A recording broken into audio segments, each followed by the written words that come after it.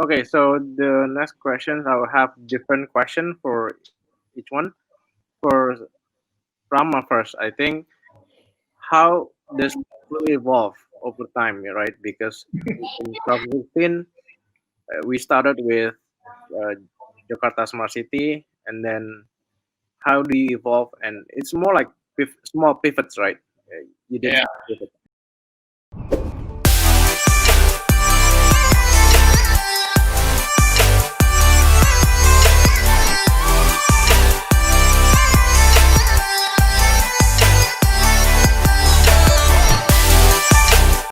Okay. So next question is for both speakers. How do you think Indonesia has done so far compared to the smart city initiatives in other countries? Let's start with Clarissa. So I think that I've seen that Indonesia actually adopts technology much faster than a lot of countries. And I'm from Canada, and actually there's much less use of mobile apps to run day-to-day work for individuals and also for businesses. So, and I see that's the same thing for governments as well.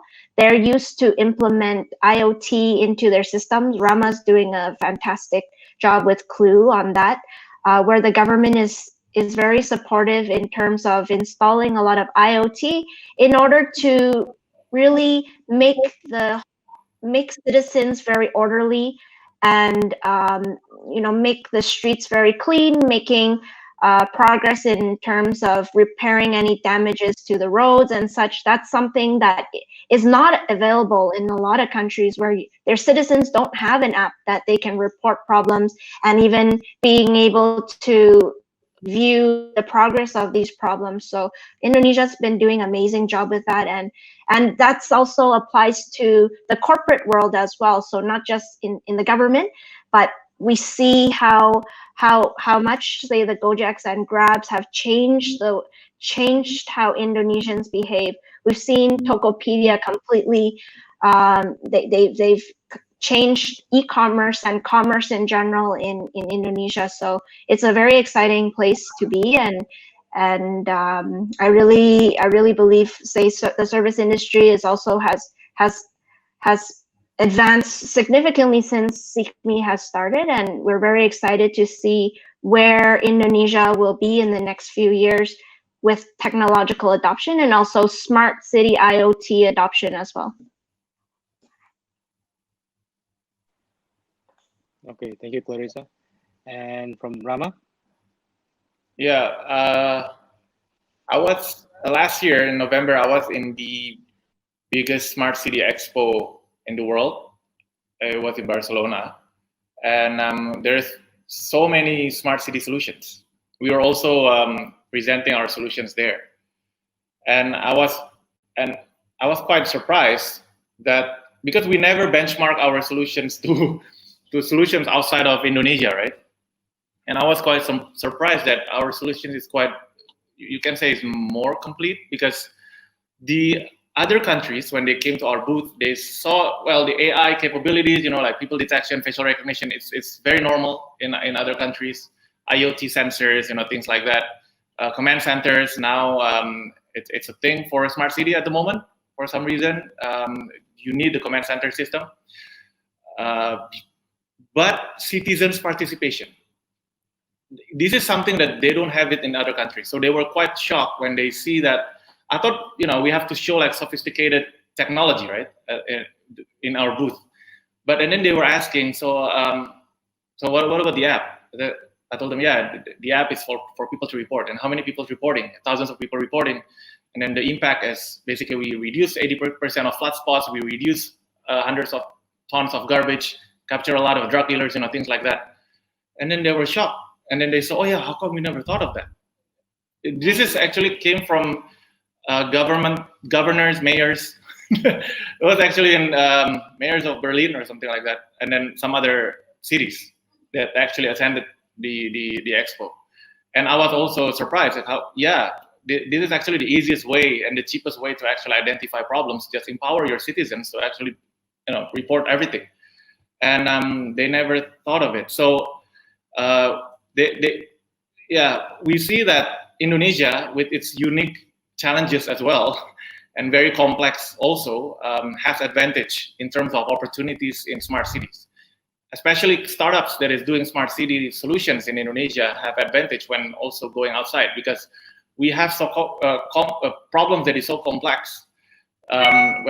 When we are offering the solutions to, let's say, I had a meeting today with Malaysia's government, and they say that, and then we see that what they requested, it's totally, I don't want to, but Indonesia is more complex, the way, the challenges that we have to face, and then customizations that we have to do in other countries. So we see that, in terms of solutions, we are not more advanced, but we solve problems that is more complex.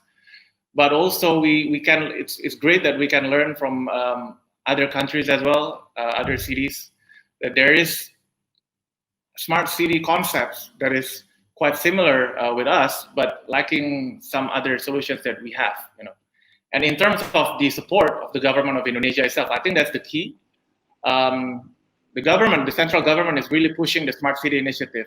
By 2030, there should have 100 smart city that is already in a certain standard, because there is a standard of indicator of smart city. The central government is targeting 100 city has to be on that level. So telcos right now racing to enforce, not enforce, but offering cities to be on that level using a lot of technology. So it's very good that the government is also very supportive.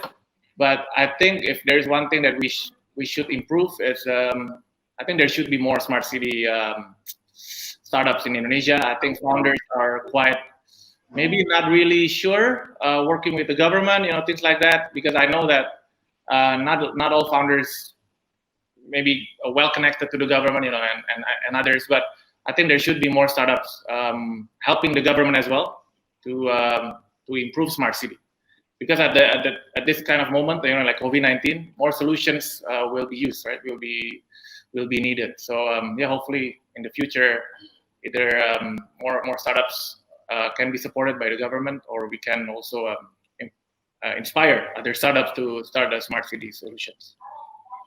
So there are still big opportunities out there, right? Yeah, it's a huge market. Yeah. Okay, all right. Thank you, Rama. Okay, next question from Arya. So I want to ask questions for both, I guess. This is more related in terms of your business model, right? So for Qlue, it's like B2G, B2B. For Seekmi, you kind of evolve from B2C and then B2B, right? How do you what do you think is the advantage of each business model?